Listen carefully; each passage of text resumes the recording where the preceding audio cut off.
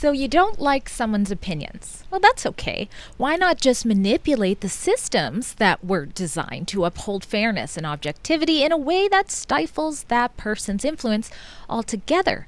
That appears to be exactly what is happening to a BC school board trustee who dared to speak out against SOGI 123, the very controversial sexual orientation and gender identity curriculum that many parents are still unaware is being taught in schools across Western Canada.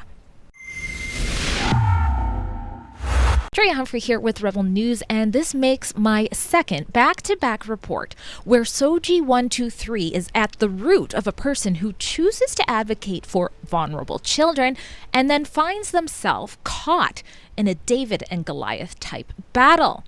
Now, you can watch my last report about a BC mom's legal battle to prevent a surgeon from performing a double mastectomy on her trans-identified teenager by heading to rebelnews.com. But today's report focuses on Barry Neufeld, who after a long career of working with vulnerable and abused children is now serving his 24th year as a Chilliwack school board trustee, or at least he's trying to.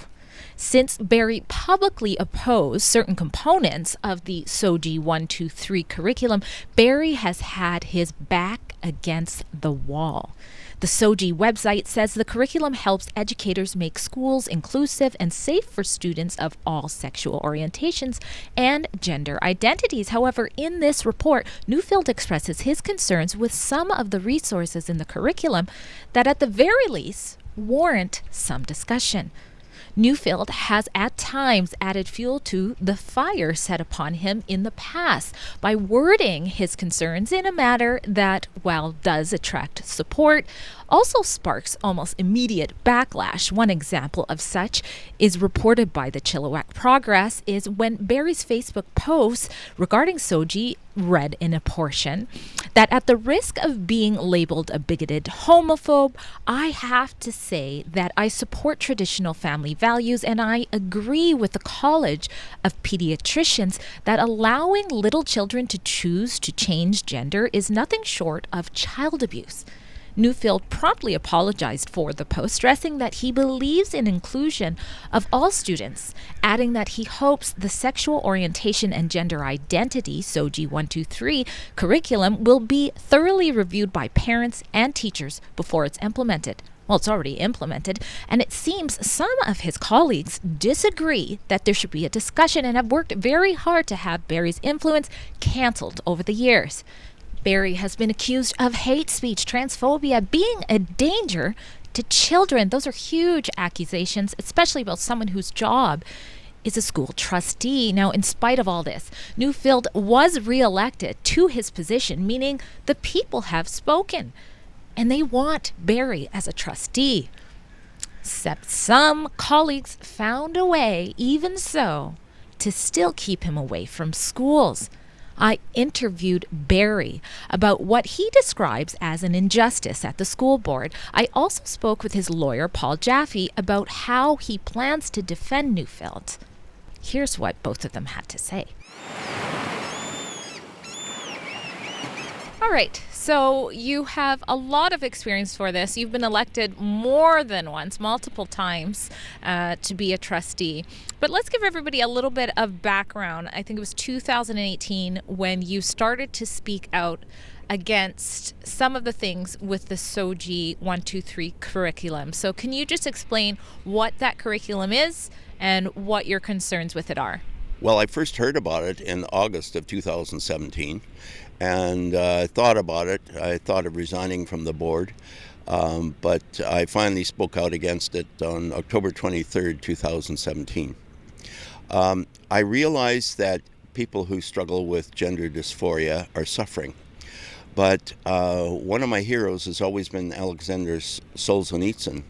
And in his 1978 speech to Harvard University, he came up with the phrase, live not by lies. And I realized that this gender fluid ideology is a comfort to people who struggle with gender dysphoria, but I do not believe it's true. I believe the gender that you're assigned at birth is the one that is with you all your life. Every cell of your body is either male or female. And so I decided I had to speak out. I thought this was a controversial, false idea to be promoting in public schools, and they promote it not only to older kids, but to little ones who don't even understand the whole concept of sexuality. So when you're saying that they promote it, how do they promote that to children? Well, for example, in elementary school, they talk about gender being on a spectrum, and they have male at one end of a line and female at the other end of a line, and students are supposed to come up and put an X on the continuum, whether it's closer to male or to female. I find that this is I believe that this is very confusing to kids, and it's causing unnecessary confusion. And now, is there a difference between SOGI itself and the 123 portion of SOGI 123, or? Well, SOGI is sexual orientation, gender identity, and I agree that we need to be kind and compassionate to people who have different sexual orientations and different gender identities. But SOGI 123 stands for a whole new environment, a set of lesson plans, and a change of attitude of the younger generation. It's very ambitious. It's determined to overturn the concept that heterosexuality is the norm, and it's very destructive to traditional family values. So, correct me if I'm wrong, so you've been re-elected after expressing these concerns, correct? That's correct. I came in second, even after over a year of name calling, and I have a lot of people in the community that support me, and both MLAs for Chilliwack indicated that they had received a lot of messages of support for me as well. And so I feel that I'm speaking not just for myself, but for the people who put their faith in me. What is happening since then? What is happening to your role as a trustee from the efforts of the board since you've spoken out about this and been reelected? Well, perhaps the most damaging remark was made by the president of the union. Glenn Hansman said I should not be around children. So shortly after the election in 2018, the board convened a public meeting, and at the very last minute, the chairman proposed a motion that he had crafted, which is unusual for the chairman of a board to craft a motion, and that was that he was not going to allow me to visit any schools. It's called a list of liaison trustees, and every trustee was given a list of schools that they were responsible for that year, but I was not included. Tell us where you are right now with everything. I'm going to speak with your counsel as well, Paul Jaffe, but what are you experiencing for just trying to do your job? Well, the current school board is absolutely determined to throw me under the bus. There's been a complaint in front of the Human Rights Tribunal for over 2.5 years. This is unheard of in Canadian history, that you're before a court for over 2 years and nothing has come of it. So the complaint was lodged by CUPE against both me and the board. And CUPE was asking for $50,000 to be donated to another gay-friendly organization. They wanted the board to undergo training to be more sensitive to LGBTQ issues, and they wanted a statement at the beginning of every board meeting and on the school board website that the Chilliwack School District, is inclusive of all. They agreed to a donation of several $1,000s. They agreed to training by a representative of the NDP government. And since then, they have been talking about not just the school board getting this training, but including, first of all, they said all management, and then they were talking about training all staff. So the cost of this training is now, could be as much as $250,000. I don't really think the taxpayers of Chilliwack want that much money taken out of the budget, taken out of classrooms, just to train all the employees in political correctness. Wow. Now, in closing, one of the things you said that the concerns that you have for children, especially children who face certain challenges like foster children, is a sword you're willing to die on. Did you want to explain that? Well, I spent all my life working with underprivileged kids, or not all my life, my main career. I was a youth probation officer, but I was on many multidisciplinary teams with the Ministry of Children and Families. And I met a lot of kids who were confused about their identities. They didn't know who their parents were, or their parents were not good role models. And they could be easily influenced by this new idea. Prior to 2008, when I retired from probation, we had never heard of kids wanting to change their gender. Now it's becoming a fad, and I believe kids are damaging their bodies in order to appease the social justice warriors, and there's going to be a lot of regret. And there already is people who regret it, and I've talked to some. And I know I said that was my last question, but what about, children who have gender dysphoria and grow up to be adults who still feel the same way? What's your opinion on that? Many children, and I'm basing this on my conversations with Dr. Ken Zucker, who used to be the foremost authority, if kids are not encouraged to cross-dress and to identify the opposite gender, 80 to 90% of them grow out of it. Okay, there are 10% that hang on to that. If they continue to want this, I have no objection to a child after they've passed the age of minority and they're 18 or 19 and they want to continue to present themselves as the opposite gender. They're adults. They can do what they want. But I do not think children as young as 8 or 12 or even 14 have enough wisdom and guidance to make that decision. We don't allow them to drive. We don't allow them to buy alcohol. We don't even allow them to get piercings or tattoos at that age. And yet, for some reason, our society is saying it's okay for little kids to make this very drastic change in their lives, and I think that's wrong. All right, this is Paul Jaffe. This is Barry's counsel on the defamation case, and also you're helping him with a little bit more. Yeah. Now, what makes this whole situation unique? Well, with respect to the defamation case, it's the first time that the new legislation here in BC has come before the courts.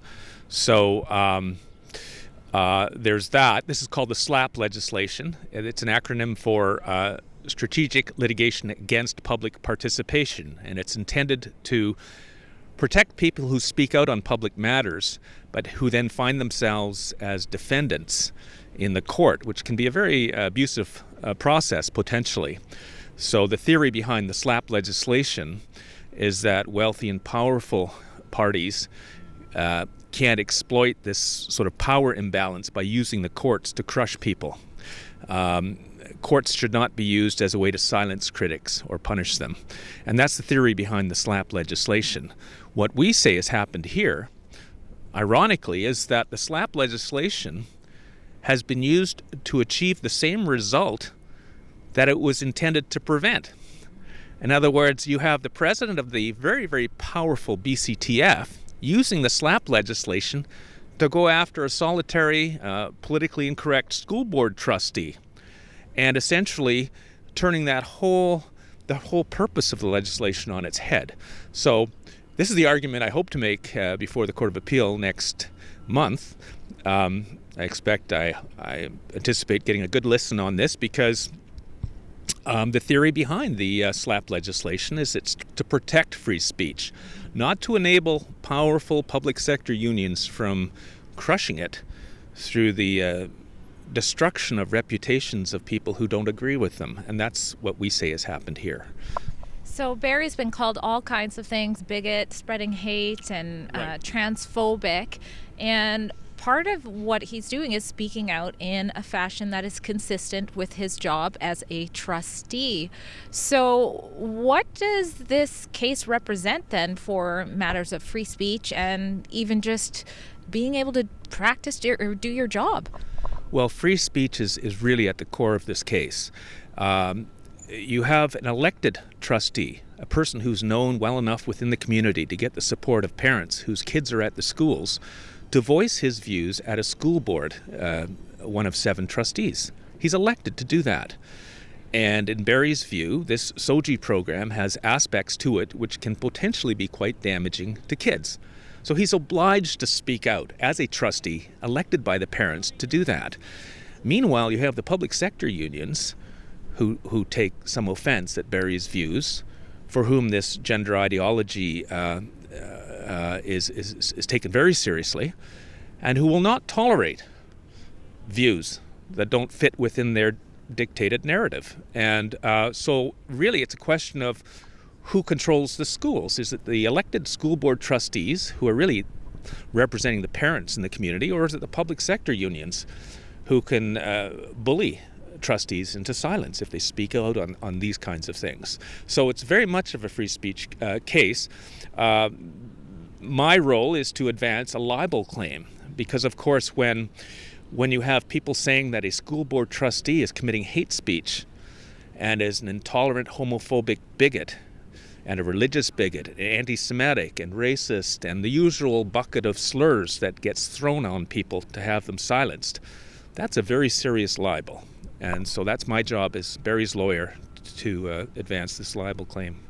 In the present case, what you have is allies of CUPE and the BCTF on the board trying to prevent the public from knowing what the terms of the settlement are, with the most ludicrous, patently absurd human rights complaint that you could possibly imagine. It had no hope of going anywhere after 2.5 years. There's not even a date set for a hearing. And so to save face, CUPE gets together with the trustees. They cut this sweetheart deal and prevent the public from seeing what's going on because they invoke in-camera status. And that's, in my view, an abuse of the in-camera provisions under the School Act. And if I was a parent out there, I would be apoplectic at watching the school board trustees keep this hidden from public view. So what do you think? Has political correctness dominated so much to the point that a trustee who speaks out on concerns that are maybe controversial can be silenced and removed from schools? And should parents have access to meetings that discuss things like where money is going and for what reason? Drea Humphrey with Rebel News. At Rebel News, we fearlessly bring you the other side of the story, including when it involves the difficulties people who publicly speak out against some of these SOGI 123 resources are having to face. If you appreciate our independent journalism, please help support our work by heading to helprebelnews.com. We appreciate your support.